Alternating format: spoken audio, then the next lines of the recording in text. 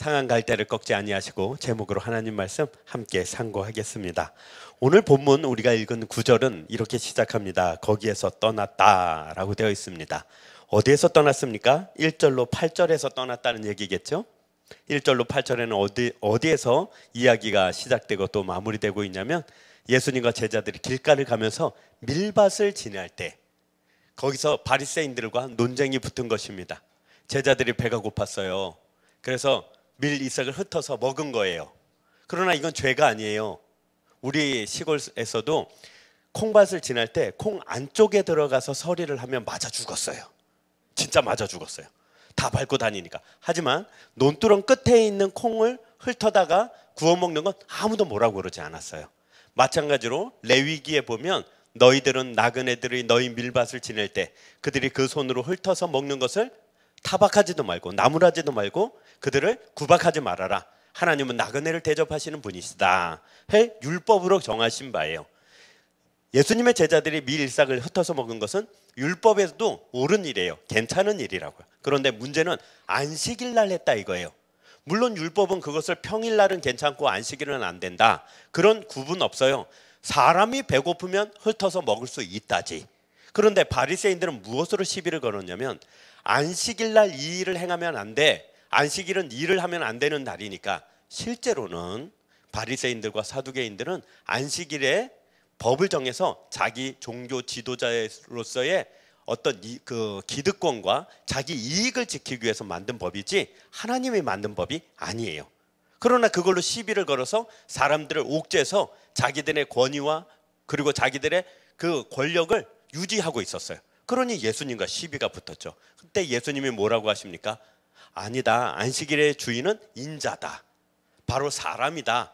나와 같이 너와 같이 사람은 안식일의 주인이니 6일 동안 열심히 일하다 하루 쉬는 것은 일을 안 하는 것이 아니라 내가 돈으로 사는 자가 아니요 밥으로 사는 자가 아니요 세상으로 사는 자가 아닌 것을 세상에 표를 내는 것이다. 저 사람은 하루 더 일해도 먹고 살까 말까 한 이 세상에서 왜 하루 일하지 않지? 저 사람 은혜로 사는 사람이구나, 저 사람 말씀으로 사는 사람이구나, 저 사람 믿음으로 사는 사람이구나, 표를 내는 게 하루 쉬는 거예요. 그러니 일을 안 한다가 아니라 하나님을 높인다로 가야 돼요. 그래서 우리가 주일을 그대로 받아서 예배하죠. 그래서 우리는 안식일은 지키지 않아요. 안식일은 토요일이에요. 우리는 안식 후 첫날 부활하신 예수님을 믿다 보니 그 부활의 날인 주일을 지키는 거예요. 그래서 유대인들은 토요일날 안식일을 지키죠. 혹시 제7일 안식교 들어보셨습니까? 그 사람들은 토요일날 교회에 간다면서 가지요. 그리고 주일날 일한다 그러죠. 아직도 안식일을 지켜서 그렇습니다. 그러나 율법은 안식일은 폐해지고 이제 예창조인 하나님의 창조가 끝나고 예수 그리스도 안에서 새 창조인 안식 후 첫날 주일 우리가 지키고 있는 것입니다. 이렇게 논쟁을 벌이고 있는 가운데 예수님은 그들을 피해서 도망을 가세요. 논쟁에서 이겨서 그들이 하나님을 믿는다거나 논쟁에서 그들이 하나님의 백성이 된다면 계속 논쟁해야 되는데 그렇지 않죠. 얼른 피해야 됩니다. 그래서 우리도 어릴 때 초등학생들이 싸우면 어떻게 싸우죠? 막 싸우다가 안 되면요, 그래 네 목소리가 크다 이러고 도망가잖아요. 우리는 그렇게 말하지만 초등학생들은 그렇게 말하죠. 말 안 하지 않고 뭐라고 그러죠? 네 똥 굵다 이러고 도망가죠. 여러분은 안 그랬습니까? 죄송합니다. 저 어릴 땐 유치하게 그랬어요. 네 똥 칼라똥 이러고 도망갔어요. 말도 안 되는 말로 자꾸 시비를 거니까 말도 안 되는 말을 던져놓고 도망가는 거예요. 예수님이 논쟁으로 사람을 변화시킬 수 없다는 걸 이미 알고 계시기 때문에, 말싸움으로 사람을 바꿀 수 없다는 걸 이미 아시기 때문에 그 자리를 피해서 얼른 가셨다는 거예요. 그래서 9절에 그곳을 떠났다 하고 어디로 들어가셨습니까? 9절에 이렇게 돼 있죠. 9절에 거기에서 떠나 그들의 회당에 들어가시니 됐습니다. 여기 회당은 요즘 말로는 교회입니다. 이스라엘 백성들은 솔로몬 성전도 파괴되고 헤롯 성전이 있었지만 헤롯 성전을 그다지 크게 여기지를 못했어요. 그들은 각 마을마다 회당이라는 것을 지어서 제사는 지내지 않지만 신명기 말씀과 레위기 말씀을 가르치는 하나님의 말씀을 선포하는 곳을 만들어서 마을마다 랍비라는, 즉 선생이란 자가 말씀을 가르치는 장소를 만들었다고요. 그 회당의 회자가 교회의 회자예요. 그래서 당자는 땅을 말하잖아요. 우리는 믿는 사람의 회, 그리고 그들은 믿는 사람들의 땅이라고 말할 그 말만 다를 뿐이지 회당이 곧 지금의 교회의 모습이에요. 교회 안으로 들어가셨다는 거예요. 예수님은 이 회당을 나중에 교회로 바꾸시거든요. 이 회당으로 도망을 가셨어요. 그런데 여기 문제가 생겨요. 이 회당에 그들이 따라 들어온 거예요. 10절에 한쪽 손 마른 사람이 있는지라 사람들이 예수를 고발하려 하여 물어 이르되 안식일에 병 고치는 것이 옳으니까. 이 지겨운 자들이 여기까지 따라 들어와서 또 안식일을 물어보는 거예요. 미치겠는 거예요.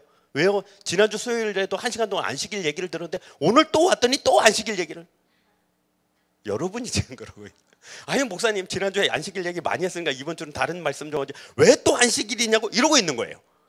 손 마른 사람이 있어요. 안식일 날 저 사람 병 고치는가 안 고치는가 유심히 보고 있는 거예요. 고치면 또 시비를 걸려고요. 11절에 예수께서 이르시되 너희 중에 어떤 사람이 양 한 마리가 있어 안식일에 구덩이에 빠졌으면 끌어내지 않겠느냐. 예수님이 이 안식일 논쟁에 또 빠져드세요. 그런데 여기서 우리가 알아야 될 것은 이상하게 여기지 마세요. 세상이 따라 들어오는 거예요. 세상이 나를 따라 들어오는 것에 이상하게 여기시면 안 돼요. 당연한 거예요. 저 어릴 때 나이 드신 목사님이 시골교회 담임 목사님이셨어요. 그 목사님이 김충보 목사님이셨는데 연세가 아주 많으셨어요. 이 목사님이 저를 좋아하셨어요.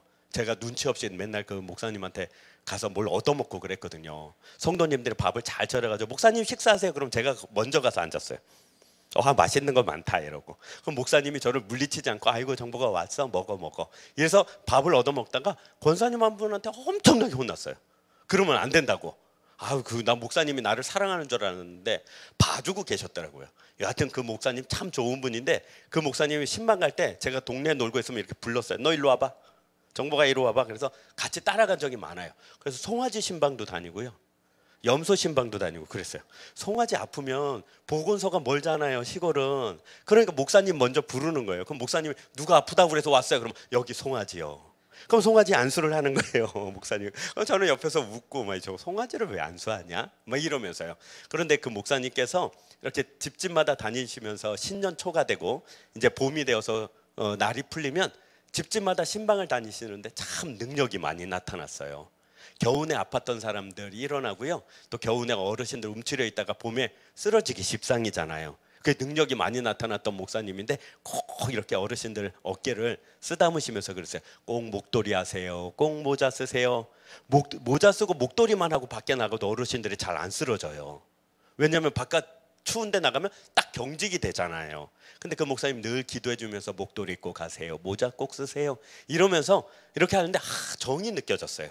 그러면서 이제 신방이 끝나고 나오면 문고리를 잡고 기도를 해주는 거예요. 문고리를 잡고 기도하는데 그 긴 기도를 다 까먹었어요. 하지만 딱 하나 기억나는 게 있어요. 이거예요. 하나님, 이 문고리를 잡고 식구들을 들어갈 때 세상이 따라 들어가지 않게 해주세요. 제가 그러잖아요. 제가 신방 다니면 여러분 집 문고리를 잡고 기도할 때 그렇게 기도하잖아요. 하나님, 가족들이 세상에서 하루 종일 지내다가 이 문고리를 잡고 들어갈 터인데 그때 세상이 함께 따라 들어가지 못하게 해주세요. 왜 그렇게 기도합니까? 세상이 따라 들어가서 그래요. 그걸 이상히 여기지 말라고요. 우리가 세상을 도망치고 세상에서 완전히 분리되는 것은 천국 가는 그날이지 이 땅에서는 그게 불가능해요. 그래서 세상이 따라 들어와 있다는 것을 늘 이상히 여기지 마시고 예배하는 장소, 심지어 교회 또 하나님의 일을 하는 데는 세상이 함께 따라 들어와 있다는 걸 꼭 잊지 마세요. 그것을 통하여 우리에게 하나님이 요구하시는 게 있어요. 믿음이란 무엇이냐? 세상과 하나님을 분별하는 거예요. 믿음이란 무엇이냐? 하늘로부터 온 것인지 땅으로부터 온 것인지를 분별하는 거예요. 믿음이란 무엇이냐? 이것이 말씀을 따라온 것인지 세상에서 들어온 것인지를 분별하는 것. 그게 바로 믿음이에요. 저 학교 은사 중에 교수님 한 분 중에 개척교회를 하다가 있었던 얘기를 해준 적이 있어요. 전 여러 번 들어가지고 그 내용을 외우다시피 하는데 그 목사님이 신림동에서 개척을 하신 거예요. 굉장히 옛날이래요. 신림동이 지금처럼 개발되지 않고 아주 신림동 봉촌동 하면 진짜 유명한 동네예요. 서울 안에서 이런 데가 있나 할 정도로요. 아주 심하게 못 사는 동네였는데 거기서 개척을 하셨대요. 그래서 술집과 노래방 사이에서 상가가 3개 있는데 가운데 교회, 이쪽은 술집, 이쪽은 노래방. 그 찬송가를 부르다 보면 성도들이 자꾸 이쪽 옆집을 따라간대요. 옆집 뽕짝 부르는 걸 자꾸 따라간대요. 찬송가를 막 부르는데 옆에서 더 크게 부르니까 자꾸 이쪽으로 따라간대요. 그래서 참 힘들었대요. 근데 그마저도 상가에 불이 난 거예요. 그 홀랑 탔대요. 그 예배를 못 드리게 되니까 그래도 예배를 드리자 그래서 그 봉천동 옆에 그 산에다가 천막을 치고 예배를 드리는데 한참 기도회를 하는데 그 목사님이 지금은 이제 은퇴를 하신 아주 나이 드신 목사님이신데 이렇게 가만히 보니까 한 자매가 오셨습니다, 가셨습니다, 오셨습니다, 가셨습니다 그러더래요. 그래서 뭐 하나 이러고 기도하는데 가만히 쳐다봤더니 이 여자분이 그 텐트잖아요, 천막. 거기에 이제 위에 구멍이 하나가 난 거예요. 거기로부터 햇볕이 들어온 거예요. 그럼 햇빛이 이렇게 무슨 총 쏘는 것처럼 직사광선으로 들어오잖아요. 기도를 하다가 고개를 숙이면 햇빛이 얼굴에 비치니까 성령님 오셨습니다. 고개를 들면 다시 깜깜해지니까 성령님 가셨습니다. 이러고 오셨습니다, 가셨습니다, 오셨습니다, 가셨습니다. 이러고 있더래요. 자기 얼굴이 환해지면 성령님 오신 것 같고 또 이렇게 그 그늘 사이로 들어가면 깜깜해지니까 성령님 가신 것 같고 그래서 자기 혼자 오셨습니다, 가셨습니다를 반복하고 있더래요. 그냥 개척교회 얘기죠. 정말 참 옛날 이야기예요. 그걸 그 사람은 신앙의 간증, 신앙의 경험, 신앙이 아주 뚜렷한 증거로 삼는 거예요. 아, 나는 성령님이 오셨다가 가셨다가 오셨다가 가셨다가 그러더라. 그걸 분별하는 거. 자기 안에 있는 세상과 자기 안에 있는 하늘, 땅, 자기 안에 있는 말씀과 세상, 자기 안에 있는 육신적인 것과 영적인 것을 분별해 나가는 것. 그래서 아니 이게 빛이 비쳤다는 것을 모르고 오셨습니다, 가셨습니다 하는 것이 아니라 진정 하늘로부터 온 것이 무엇인가를 분별하는 게 믿음이에요. 그러니 믿음을 오해하지 맙시다. 믿음은 깨끗하고 순결하고 순정해서 아무것도 없이 오로지 하나님만 있고 오로지 주님만 계셔서 아무 의심도 안 하고 아무 제약도 벌리지 않고 아무런 불안이나 두려움도 없는 깨끗하고 순정한 상태가 믿음이 아니에요. 절대 아닙니다. 이 안에 난리 법석이 떠는 거예요. 세상과 죄와 말씀과 은혜가 뒤범벅이 돼서 이 안은 그냥 엉망진창인 거예요. 그럼 믿음은 무엇이냐? 여기서 세상 것을 골라내는 작업, 세상 것을 선별해내는 작업, 그것을 믿음이라고 그럽니다. 그래서 우리 어릴 때 그 할머니들이 그 키 까부르는 거 보셨어요? 여러분 이게 키 까부르는 것이 있습니다. 키가 있다만 해요. 키가 대나무로 만들어가지고 양쪽에 손잡이가 좀 있습니다. 그럼 이제 거기다가 쌀도 넣고 뭐 깨도 넣고 콩도 넣고 옛날에는 탈곡을 해도 그냥 요즘처럼 선별이 되어서 나오는 게 아니에요. 그냥 티끌, 돌멩이 이런 것이 잔뜩 있어요. 그러면 그걸 키에다가 그냥 모조리 담아요. 그리고 이렇게 끝을 탁 쳐 올리는 거예요. 해보셨습니까? 이거 힘듭니다. 잘못 치면 다 쏟아요. 다 쏟으면요 소방 맞습니다. 옛날 말이에요. 소방 맞습니다. 막 시어머니한테 맞아 죽습니다. 끝을 탁 쳐 올려서 공중으로 띄우는 거예요. 그러면요 바람이 불면서 티끌을 날리고 알곡은 떨어지게 되는 거예요. 여러 번 하면 이제 깨끗하게 되는 거죠. 그게 키 까부른다 그래요. 키 까부른다. 혹시 채 털어 보셨습니까? 채 이렇게 털어가지고 이렇게 하는 거. 우리 시골에 산에 탄광도 있고 금광도 있고 그래가지고 사람들이 금 이렇게 내려올 때 이렇게 채를 넣어가지고 사금 녹여내가지고 돌멩이를 꺼내놓고 사금 채취하는 거 어릴 때 구경했거든요. 이렇게 보면 광산에서 흘러나오는 물에서 사금이 녹아 나온대요. 그런 거예요. 그런 거 채로 까부르듯이 또 이거 채를 털어서 하듯이 키를 털어듯이 믿음이란 무엇이냐? 내 안에 있는 것을 자꾸 털어내는 거예요. 그럼 키와 망이 뭐가 된다고? 그게 말씀인 거예요. 기준 없이 생각 없이 그냥 막 내 안에 세상 것과 그것을 분별하는 게 아니에요. 이때 조심해야 될 것이 있습니다. 감정하고 말씀은 다른 거예요. 이걸 잘 기억하셔야 됩니다. 감정적으로 내가 흥분한 상태인지 성령에 충만한 상태인지를 분별을 할 줄 알아야 됩니다. 내 안에 세상 것이 섞여 있다는 걸 이상하게 여기지 마시고 감정적으로 내 안에 있는 것들이 나를 속일 때가 있어요. 내가 막 감정적으로 막 일어나서 내가 주의 일도 하리라, 하나님 일도 하리라, 교회 일도 하리라. 그러나 성령의 충만함으로 하는 거하고 달라요. 어디서 평안하죠? 감정적으로 일어났던 건요 냄비에 물 끓이는 거하고 똑같아서 금방 식어요. 금방 식어서 언제 내가 그랬냐면서 나 그런 말 한 적 없다면서 내가 언제 그거 헌신하겠다고 그랬냐고 너나 하라고 그러면서 그냥 떠나가요. 그러나 성령께서는요 이게요 도가니 같아요. 도가니 은근히 달고요. 도가니 센 불로 해보셨습니까? 깨져버립니다. 도가니는요 도가니 그냥 센 불로 그냥 위에다 물 부어놓고 끓여보십시오. 그냥 쩍 하고 갈라지지. 도가니는 은근한 불에 오랫동안 끓이는 겁니다. 그래서 꺼내놔도 계속 펄펄펄펄펄펄 도가니 자체가 끌 수 있도록 열을 가해 주잖아요. 성령의 역사가 그러합니다. 말씀의 역사가 그러합니다. 말씀은 우리를 막 불에 태워 가지고 그냥 으아 그러지 않습니다. 그런 사람은 다 어디 있습니까? 선교사 돼 있죠.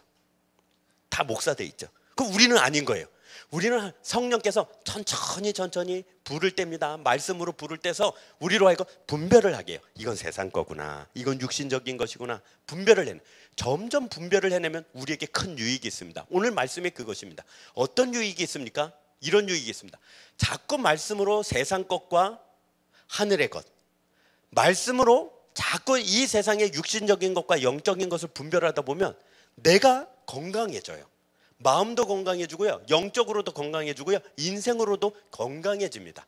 사이비와 이단으로부터 멀어지게 되고요, 헛된 왜곡된 것과 잘못된 진리라고 가르치는 헛된 진리들, 사실은 진리가 아닌 가짜로부터 나를 보호하도록 말씀이 지켜주셔서 점점 사람이 단순해지고 단박해집니다.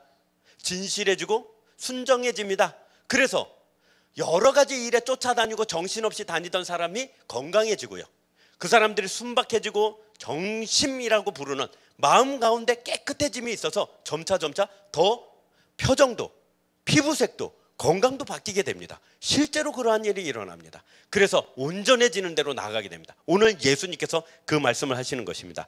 우리가 분별해야 되는 것은 이것입니다. 빌립보서 1장 10절에 이렇게 되어 있습니다. 제가 천천히 읽겠습니다. 너희로 지극히 선한 것을 분별하며 또 진실하여 허물 없이 그리스도의 날까지 이르고. 무엇을 분별하라 그렇게 되어 있냐면 선한 것을 분별하라 되어 있습니다. 선한 것. 그러니 내가 하나님 말씀대로 살아야겠다, 그런 사람들은 첫 번째 선한 것을 분별하십시오. 세상 가운데 이것이 선한 것이구나, 내가 선택할 때, 내가 어떤 길을 가야 할 때 선한 것을 선택하세요. 독한 거 선택하지 마시고, 잔인한 거 선택하지 마시고, 냉정한 거 선택하지 마시고 선한 것을 선택하세요. 선한 것을 선택하면 그것이 나를 지켜줍니다. 마침내는 나를 지켜줍니다. 1년 뒤에, 5년 뒤에, 10년 뒤에 표가 나지 않다가 세월이 어느 정도 지난 후에 그때 내가 선하게 일을 처리하고 선한 것을 하기를 잘했다. 어느 날 악한 것을 택하거나 독한 것을 택하면 그게 내 발목을 붙잡습니다. 내 인생을 거꾸로 때립니다. 찾아다녀요, 나를요. 그렇지 않습니까? 가인에게 하나님이 뭐라고 그랬습니까? 가인이 제가 제 동생 지키는 자입니까? 누가 봤겠거니? 아무도 못 봤으니 나는 괜찮다. 그럴 때 뭐라고 그랬습니까? 아벨의 피가 그 땅에서 울부짖어 너를 찾는다고요. 사라지지 않는다고요. 즉 독한 거, 악한 거 선택한 건 반드시 내 발목 붙잡습니다. 영분별이 무엇입니까? 선한 것을 택하는 것입니다. 성경은 선한 것 택하라, 분별하라, 두 번째 진리의 말씀을 분별하라 나와 있습니다. 디모데후서 2장 15절에 너는 진리의 말씀을 옳게 분별하며 부끄러울 것이 없는 일꾼으로 인정된 자로 자신을 하나님 앞에 드리기를 힘쓰라. 이거는 특별히 교회 리더들이 꼭 말씀을 품어야 됩니다. 진리의 말씀을 분별할 때 옳게 분별한다는 것이 이것입니다.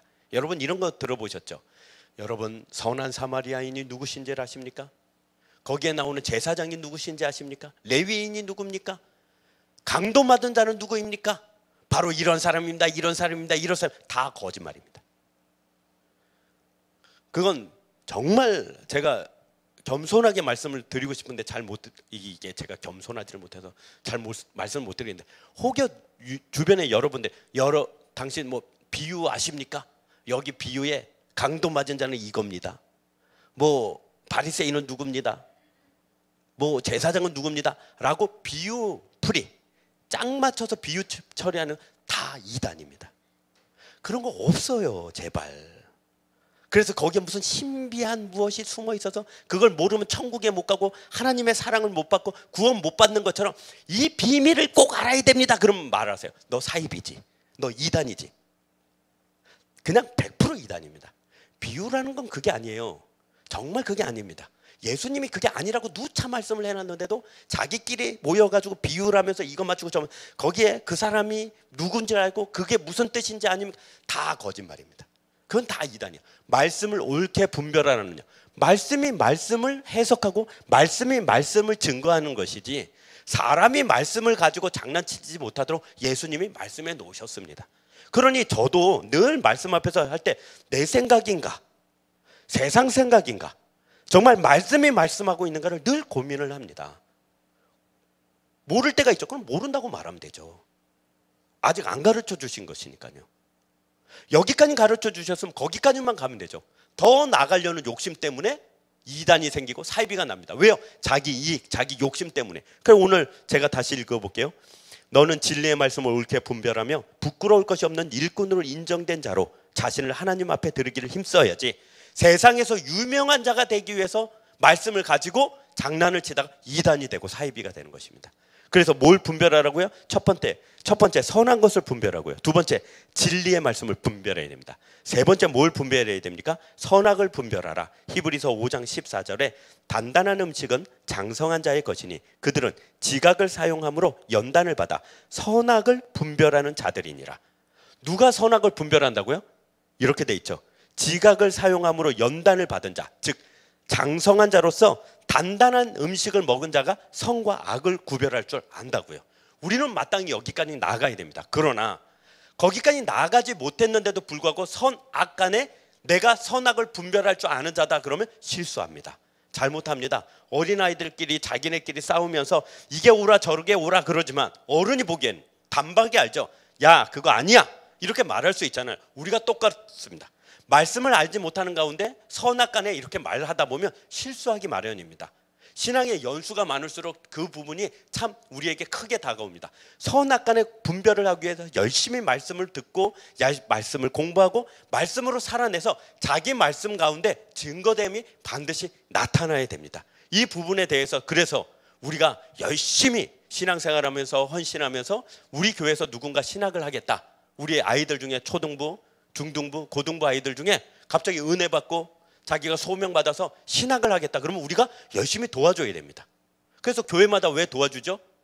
바로 장성하여서 말씀으로 선악을 분별할 수 있는 신학자, 목사, 그리고 선교사, 주의 일을 하는 자들을 우리가 키워내야 되고 그들로 말미암아 교회가 장성할 수 있도록 우리 책임입니다. 최선을 다해서 그들을 도와줘야 되는 것입니다. 하나님 나라를 위한 유익을 끼치기 위해서 우리가 도와주는 것입니다. 마지막 네 번째, 영을 분별하라 되어 있습니다. 요한 1서 4장 1절에 보면 사랑하는 자들아 영을 다 믿지 말고 오직 영들이 하나님께 속하였나 분별하라. 많은 거짓 선지자가 세상에 나왔습니다. 오직 영들이 하나님께 속하였나 분별하라. 즉 영을 분별하라 되어 있는데 이 영은 헬라어 앞에 보면 세상 영입니다.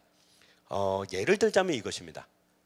혹시 누군가가 이 강단에서 여러분 요즘 세상 변했습니다. 유행이 그게 아닌데 유행을 따라야죠. 세상 사람들 다 이러고 있으니 우리도 그 유행을 따라갑시다. 이러면 그가 누구라고요? 세상 영이라고요. 세상에 속해서 세상의 것을 진리인 양 포장하고 예쁘게 말을 하고 멋있게 말을 한다고 해서 그것이 하나님으로부터 온 영이 말하는 것이 아니라고요.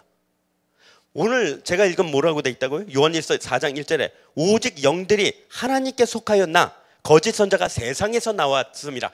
선지자가 있는데 어떤 선지자가 거짓 선지자라고요? 세상에 속했다고요. 세상을 가르치면 거짓 선지자라고요. 여러분 교회도 변해야 돼요. 교회가 이렇게 있으면 안 됩니다. 세상은 다 변했는데 교회가 이렇게 있으니까 교회가 안 되지요. 우리 교회도 이런 거 합시다 라고 말하면요 바로 분별을 해야 됩니다. 아 저건 세상으로부터 왔구나. 거짓 것을 가르치는구나. 우리에게 변하자고 그러는데 진리로 돌아가자, 하나님께로 돌아가자 말하는 것이 아니라 세상으로 나가자, 세상처럼 변하자 라고 말하는 것들을 듣고 우리가 그것을 보면서 우리 자신이 어떻게 해야 된다고? 이것을 분별해야 된다고요. 네 가지를 말씀드렸습니다. 선한 것을 분별하라, 진리의 말씀을 분별하라, 선악을 분별하라, 영을 분별하라. 신약 성경에 분별하라는 말에 나오는 건 이 네 가지가 전부입니다. 이 네 가지가 무엇이라고요? 바로 믿음으로 말미암아 산다는 것은 바로 이 네 가지를 분별할 줄 안다는 것입니다.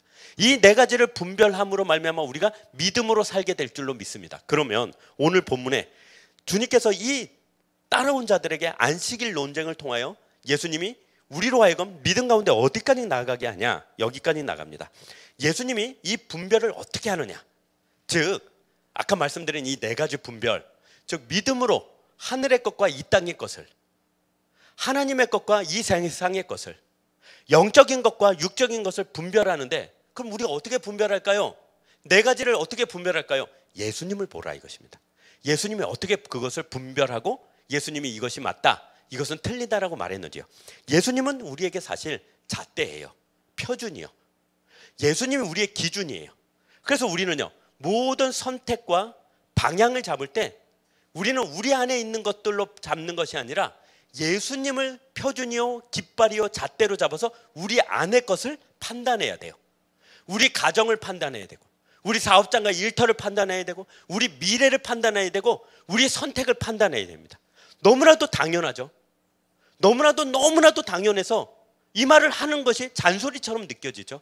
그러나 우리는 습관적으로 어떻게 하냐면 무엇을 선택하고 방향을 잡을 때 자꾸 주위 사람 말들을 통하여 혹은 내 안에 있는 것들을 통하여 결정해 놓고 하나님이 그것을 완성시켜주고 하나님이 그것을 가능하게 해달라고 자꾸 기도를 하는 실수를 범한다는 것입니다.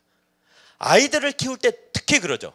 아이들을 키울 때 우리는 믿음으로 키운다, 말씀으로 키운다는 것을 본 적이 없어요. 안타깝죠. 정말 안타깝습니다. 그러니 말씀으로 키우고 믿음으로 키우는 것이 무엇인지를 우리가 몰라요. 이게 어려워요. 저도 참 어려운 때가 언제였냐면 제가 제 아버지 나이에 이르렀을 때예요. 저희 아버지가 39에 유명을 달리하셨습니다. 돌아가셨어요. 그때까지는 제가 39살이 될 때까지는 잘 몰랐어요. 그걸 못 느꼈어요. 그러다가 제가 딱 40살 되는 해 갑자기 두려움이 확 들더라고요. 무슨 두려움이 생기냐면 내 아버지가 40살부터 살아간 날을 몰라요. 어떻게 살았는지를. 39살 때까지는 가끔 기억이 나요. 우리 아버지가 어땠더라. 뭐 애들한테는 어떻게 대했고 동네 사람들한테는 이렇게 대했고 관계는 이렇게 맺어갔더라. 이렇게 기억이 나요. 그러다 40이 딱 됐는데 앞불싸. 우리 아버지가 이후로는 어떻게 했는지 기억이 안 나요. 근데 가만히 생각을 해보니까 내가 이때까지 무엇으로 자식을 키우고 내가 무엇으로 세상을 살아가나 했더니 내 아버지를 답습하고 있더라고요. 그게 뭐 유전자의 힘일 수도 있어요. 그게 보고 듣고 배운 것이 그것뿐이어서 그럴 수도 있어요. 여하튼 그것을 답습해 나가더라고요. 그래서 자녀들은 그러잖아요. 딸은 아무리 좋은 대학을 나오고 아무리 좋은 직장을 다녀도 사는 건 어떻게 산다고요? 지 엄마 살듯이 산다잖아요. 그렇죠? 본 것이 그것이고 배운 것이 그것이고 아는 게 그것이어서 꼭 그렇게 닮아가요. 그것을 우리로 예수 그리스도가 오셔서 바꾸어 놓는 거예요. 그게 분별이에요. 내가 지금 내 경험, 내가 경험 안에 들어있는 내 부모, 내 주위의 사람들의 말, 그걸 통해서 내 선택과 방향을 잡아서 인생을 끌고 나가는지, 혹은 내가 말씀과 믿음을 따라서 내 인생의 선택과 방향으로 이끌어 나가는지를 우리가 분별하라고요. 그 분별을 해보십시오. 지금 뭘 잘못했다가 아니에요. 지금까지 내가 살아오면서 내 자식을 믿음과 말씀으로 키웠나? 아니면 내 경험과 세상에서 들은 지식과 뉴스에서 본 정보와 인터넷에 떠다니는 수많은 잡다한 것들로 내 자식을 키웠나를 한번 우리가 분별해 보자고요. 이게 뭐라고요? 이게 선별하는 것이요, 이게 분별하는 것이요, 내 안을 드디어 세상 것을 걷어내고 믿음과 말씀을 집어넣어서 나를 바꾸는 작업이라고요. 그 별거 아닌 거예요. 우리가 무슨 기도원에 올라서 40일 기도를 해서 내 자신을 믿음의 사람, 하나님의 사람으로 바꾸는 그런 게 아니에요. 그 기도나 그 금식이나 그 헌신이 어디에 동원된다고요? 내가 분별해 보니 이건 세상 거예요. 내가 지금 선택하려는 거 세상 거고 내가 나가려는 방향이 세상 거예요. 그때 이걸 선택 안 하고 하나님의 것, 하늘의 것을 선택하고 싶은데 그때 기도가 금식이 동원되는 거예요. 왜요? 내 힘으로 할 수가 없어서요. 내가 이걸 알아요. 이제는 분별할 능력이 있어서 이건 세상 거야, 이건 육신적인 거야, 이건 내 하나님이 싫어하는 거야. 그럴 때 내가 하나님의 것을 선택할 능력이 나에게 없다는 걸 알아서 그때 기도가 동원되는 거예요. 기도가 내가 선택하고 내가 방향 잡은 걸 하나님이 들어주셔야 된다, 하나님이 이걸 완성시켜줘야 된다, 하나님이 이걸 꼭 만들어줘야 된다 할 때 기도가 동원되어지는 것이 아니라 내가 내 안에 이미 있는 세상 것과 이제 신앙생활을 통하여 들어온 믿음과 말씀이 내 안에 혼재되어 있다고, 혼동이 왜곡되어져 있고 막 섞여져서 막 난리예요. 근데 내가 은혜를 받고 예배를 듣고 또한 말씀을 들어서 분별이 하게 된 거예요. 분별을. 아, 이건 영적인 것이고 이건 육적인 것이고 세상 것이고 이건 하늘의 것이다. 분별은 됐는데 문제가 뭐라고요? 분별은 했으나 그걸 선택할 능력, 그 방향으로 따라갈 능력이 내 안에 없어요. 왜요? 나는 아직도 썩어져가는 구습이 좋고 옛 습관이 좋고 제가 좋은 아직은 죄인의 상태니까. 그때 무엇이 동원된다고요? 그때 드디어 기도가 동원되고 금식이 동원되고 헌신이 동원되고 예배가 동원되고 말씀이 동원되고 성령 충만함을 동원시키려고 애를 쓰는 것. 왜요? 나를 복종시켜서 내가 분별해낸 마땅한 하늘의 것, 영적인 것을 선택하려고 할 때 내 능력 없음을 고백하는 거예요. 그게 기도예요. 내 능력 없음을 고백하고 하나님 나를 도와달라고 하는 거, 그게 금식이에요. 그래서 하나님이 나에게 반드시 은혜 주시고 복 주실 걸 믿고 나아가서 먼저 드려지는 거, 그게 헌신이에요. 반드시 이룰 줄 믿고 내 마음을 걱정과 근심 가운데서 떠나가게 하고 믿음 가운데 살리라 각오하고 결단하는 가장 큰 능력, 무기가 뭐예요? 그게 감사예요. 그러니 그때 내가 정말 믿음의 사람으로 드디어 고군분투하며 열렬분투하며 용맹정진하여 드디어 믿음의 사람으로 가고 있는 거예요. 그렇죠? 세상에 있는 많은 사람들이 뭐라고 말합니까? 기도는 내가 원하는 걸 하나님의 창고에 문을 열어서 가져오는 거다 라고 말하는 그 사이비와 이단과 잘못된 가르침에서 우리를 깨끗하게 하는 거예요. 그렇죠? 분명히 그렇습니다. 자꾸 기도가 내가 이루고 싶은 거 힘들고 어려워서 안 되는데, 내 소원과 내 정말 바람이 있는데 그게 힘든지 전능하신 하나님, 전지하신 하나님, 모든 것을 가지신 하나님 앞에 어떻게든지 아양을 떨고 싹싹 빌고 눈물로 빌고 불쌍한 척하고 내 자식입니까? 네 자식입니까? 내 목에 칼을 대고 안 들어주면 죽을랍니다. 이렇게 공갈 협박을 하면서 하나님을 갖다 써먹는 것이 기도가 아닌 것을 우리가 늘 배우고 늘 깨달아가지 않습니까? 근데 그게 안 되는 거예요. 왜 안 돼요? 우리가 오면 자꾸 이 안에서 내 안에 있는 내가 원하는 것과 하나님이 원하시는 그 사이에서 늘 싸움이 되는 거예요. 그때 바로 기도가 필요한 거예요. 금식이 필요한 거예요. 나를 복종시키는 거예요. 얘야, 다스리는 거예요. 얘야, 제발 해봤지 않냐? 쓴맛 보지 않았냐? 실패도 했고 좌절도 하지 않았냐? 근데 오늘 또 왜 이러냐? 그래, 나를 복종시키는 거예요. 치시는 거죠. 그래가지고 제 남동생이 있습니다. 태국에 그 선교사로 일하는데, 제 남동생은 고등학교 때 청년 때 보면 뭐 밥 먹다 보면 요 왼쪽 손목에 뭐라고 적혀 있어요, 단어. 그럼 몰래 봐요. 그럼 거기에다가 단어로 뭐로 적어놨어요. 왜 적어놨냐고 어느 날 물어봤어요, 밤에. 야, 은창아, 이거 왜 적어놨냐 그랬더니, 형, 이게 이렇게 쓱 보여주면서, 형, 이게 내가 하려고 해도 안 돼. 하려고 해도 안 돼. 그래서 여기다 적어놓고 뭐 할 때마다 이렇게 보이잖아요, 자기 눈에는. 남한테는 안 보여도 여기다 적으니까 자기한테는 보이니까 자기가 이걸 보고 자꾸 기억을 해내는 거예요. 그건 뭐 순종이라고 적혀 있을 때도 있고, 헌신이라고 적혀 있을 때도 있고, 기도라고 적혀 있을 때도 있고, 착한 말이라고 적혀, 그거 적고 이렇게 막 애를 쓰는 거예요. 수고를 하는 거예요. 저도 입술 요 안쪽에 한쪽이 헐어요, 늘. 왜냐하면 뭐가 잘 안 될 때, 제가 정말 이렇게 해야 되는데 안 될 때 거기를 이렇게 꽉 깨무는 버릇이 고등학교 때부터 생겨서 이날 이때까지 거기를 깨물어요. 안 돼요. 안 되니까, 힘드니까. 어떻게 그냥 그 참아보려고 거기를 꽉 깨무는 습관이 아직도 있어요.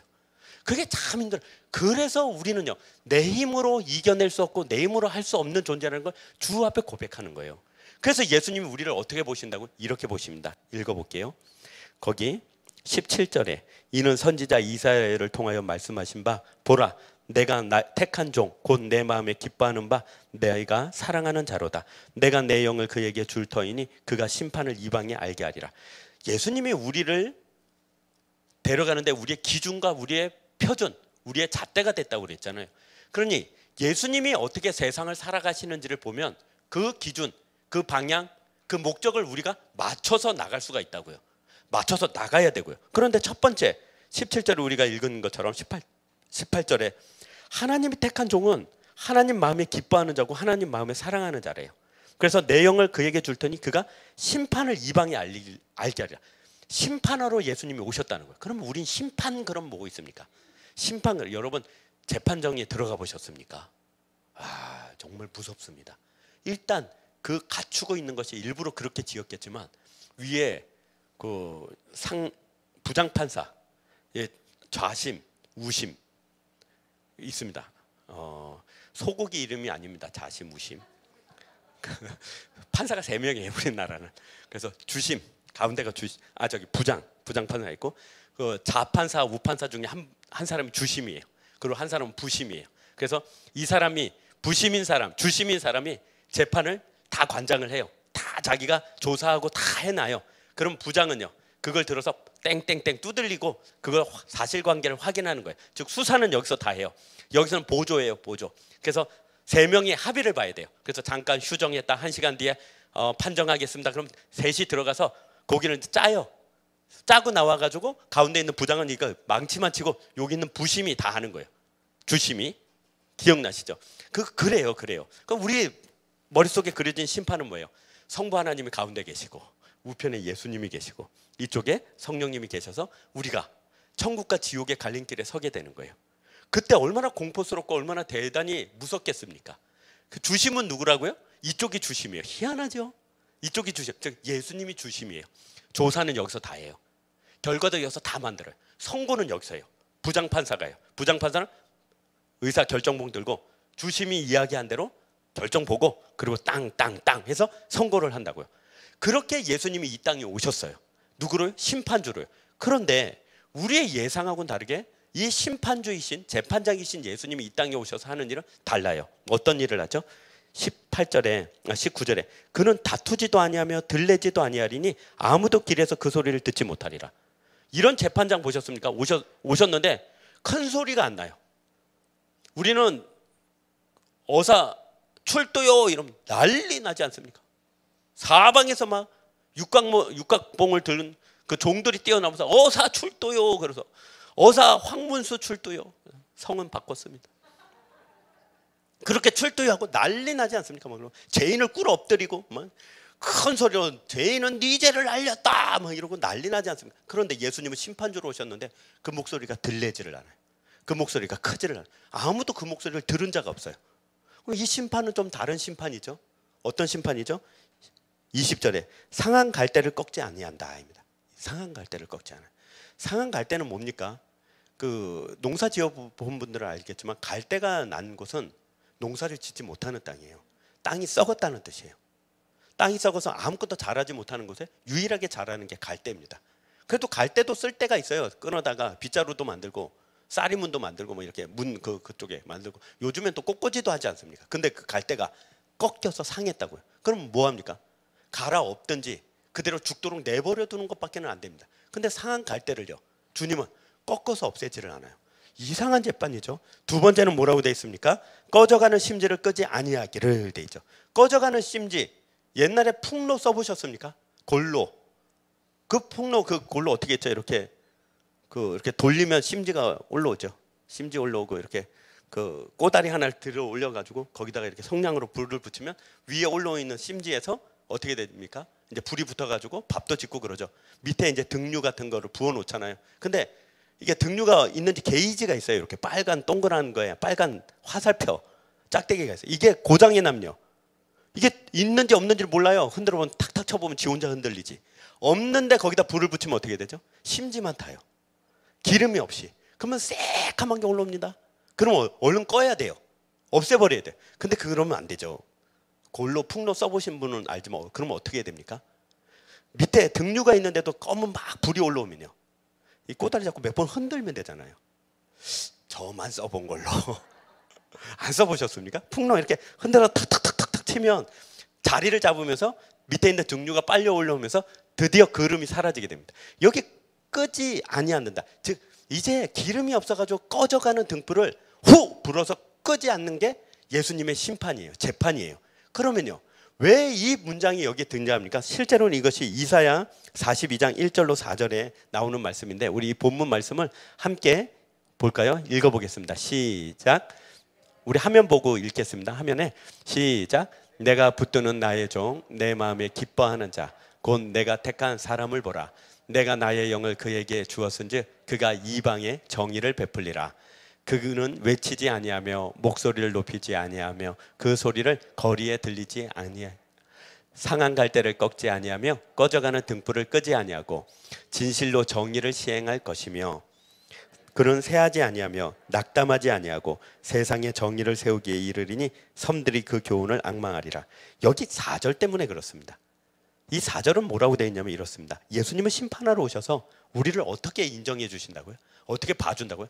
우리를 상한 갈대로 여겨주세요. 얼마나 좋습니까? 마음이 상한 자, 몸이 상한 자, 인생이 상한 자, 관계가 상한 자를 너 잘못했구나, 심판하겠다, 재판하겠다고 내치지 않고 다 안아주십니다. 꺼져가는 등불 같은 사람 있잖아요. 가는 데마다 그을음을 피우고 가는 데마다 막 진짜 사고뭉치, 그 사람도 다 안아주십니다. 왜요? 이래서요. 4절에 그는 세하지 아니하고 낙담하지 아니하고 세상의 정의를 세우기 이르니 라고 돼요. 이 무슨 말입니까? 예수님은 우리를 하나님의 사람으로 만드는데 지치지 않는다고요. 우리 때문에 낙심하지 않는다고요. 도와주다가 야야 황정복 야 이러고 도와주다가 요놈 봐라, 내가 그렇게까지 너를 도와주는데 네가 아이고 이놈은 안 돼, 이놈은 포기야, 안 그러신다고. 낙담하지를 않으세요. 우리는 자식 키울 때도 얼마나 낙담합니까? 사실 자식이 집에 자꾸 들어와서 아직도 우리 집에 살지, 내 마음 같았으면 벌써 내쫓아서 남의 자식 됐겠죠. 이놈의 새끼 이러고 내쫓아가지고. 그러나 자식이 집이라고 들어와서 방에 들어와서 자니까 아직도 내 자식인 거지. 우리는 언제나 자식에게 낙담하죠. 낙심하죠. 포기하고 싶고 그냥 좌절이 되고 아유 이제 틀렸어, 이 내 자식 아니면 좋겠어, 그럴 때도 있죠. 모든 관계가 그렇습니까? 세상에 있는 모든 것들이 다 그렇죠. 여러분을 기쁘게 했던 모든 것들을 뒤돌아보십시오. 가장 크게 기뻐하게 만들었던 것이 가장 크게 낙심하게 만들고 낙담하게 만들고 포기하게 만들죠. 가장 믿고 의지했던 것이 우리로 하여금 절망하게 하고요, 우리로 하여금 포기하게 만드는 것이 바로 그것입니다. 그런데 주님은요, 우리가 수없이 배반하나 주님은 낙심하지를 않으세요. 우리가 수없이 주를 떠나나 낙심하지를 않으세요. 우리를 포기하지 않으세요. 내가 이미 알았다, 네가 상한 갈대라는 걸. 내가 이미 알고 있다, 네가 꺼져가는 등불이라는 걸. 그러니 걱정하지 마라, 두려워 말라. 가끔 우리가 뭐 하나 잘할 때가 있잖아요. 사실 우리도 가끔, 우리도 사실 우리끼리 얘기지만 진짜 하나님이 안 들으시면 우리끼리도 그런 말 할 수 있잖아요. 우리도 가끔 잘할 때가 있잖아요. 진짜 지하철 올라가다가 주머니에 있는 거 다 털어가지고 거기 구걸하는 사람한테 줘 보셨잖아요. 다들 그렇잖아요. 막 여름에 수해가 나가지고 막 사람들 막 집이 막 떠내려가고 그 휴가를 내가지고 그 사람들 가가지고 밥 해주고 그 사람들 집 치워주고 우리가 다 그래 해봤잖아요. 그죠? 언제 우리가 우리 정말 다른 사람 힘들고 어렵다 그러니까 김치 잘 담궈가지고 아이고 이 김치 담그는데 너무 고생했는데 이거 먹어볼리라 잘 익었는데 그런데 누가 기억나서 싸그리 싸가지고 다 갖다 줘봤잖아요. 그죠? 그랬잖아요. 우리가요. 병원에 아파서 수술하러 수술비 마련해가지고 보험금 다 가지고 400만 원 마련했는데 이제 수술하러 갈 건데 갑자기 아침에 일어나가지고 주님 나 그냥 죽을랍니다, 이 수술비는 드릴게요 그러고 헌금하고 그래 보셨잖아요. 그죠? 우리가 다 그래 봤잖아요. 우리도 그런 때가 있잖아요. 말도 안 되게 하나님 편에 선 본 적, 말도 안 되게 하나님 앞에 착한 척, 말도 안 되게 하나님 쪽에 서가지고 하나님 쪽에서 싸워본 적 우리가 다 있잖아요. 그렇잖아요. 주님은요 그걸 크게 여기세요. 그걸 우리가 주님을 배반하고 주님을 떠나고 주님을 정말 원망하고 그거 했던 거는요 작게 여기세요. 이미 안 돼요. 아유 내가 알고 있어, 너 상한 갈대라는 거. 내가 알고 있어, 너 꺼져가는 등불이라는 거. 그러니까 그걸로 네가 막 주님 나는 지금도 모자래요, 나는 아닌 것 같아요, 나는 그냥 여기가 아닌가 봅니다 하고 연화사로 가지 마시고 우린 여기가 맞아요. 주님이 우리를 알고 계세요. 상한 갈대라는 거, 꺼져가는 등불이라는 거. 그 우리가 한번 뭘 잘하면 얼마나 대단하게 여겨주십니까? 잘했다 참 잘했다. 그리고 우리를 안아주시는 분입니다. 우리 설 명절이 끝나고 또 새롭게 시작하지 않습니까? 설교 길다고 빨리 저기 음악 나와서 끝내라고. 마무리를 결론을 읽도록 하겠습니다. 그래서 우리가 이게 뭐 한 바닥 남아 있는데 이거는 그냥 하지 말고 이쪽부터 하겠습니다. 그래서 우리가 무엇을 분별해야 됩니까? 사실은 남을 분별할 때가 아닙니다. 어떤 사람은 말하기 영분별하면 좋답니다. 누가 가짜인지 진짜인지 다 헛된 겁니다. 나를 분별해야 됩니다. 내 속을 분별해야 됩니다. 내 속의 세상 것과 하나님의 것, 내 속의 영적인 것과 육적인 것이 무엇인가. 내가 나를 분별해줘서 그걸 이겨낼 수 없는, 지금 치면 딱 맞아요. 지금 들어오시면 딱 맞습니다. 그래서 내 안에 있는 걸 분별할 때 그 분별이 능력은 아니에요. 진짜 능력은 기도예요. 진짜 기도는 은혜예요. 분별하면 뭐합니까? 봤으면 뭐합니까? 이겨낼 수 없다면 다 소용없죠. 이제 그 기도가, 그 은혜가 내가 분별한 영적인 것과 육적인 것 가운데 선택과 방향을 하나님의 것을 하게 합니다. 그래서 예배가 좋은 거예요. 그래서 은혜가 좋은 거예요. 그래서 기도가 좋은 거예요. 그래서 하늘의 것을 선택하셔서 그 은혜와 능력으로 나가시게 주님의 이름으로 축복합니다. 우리 찬양하며 각오하고 결단합시다.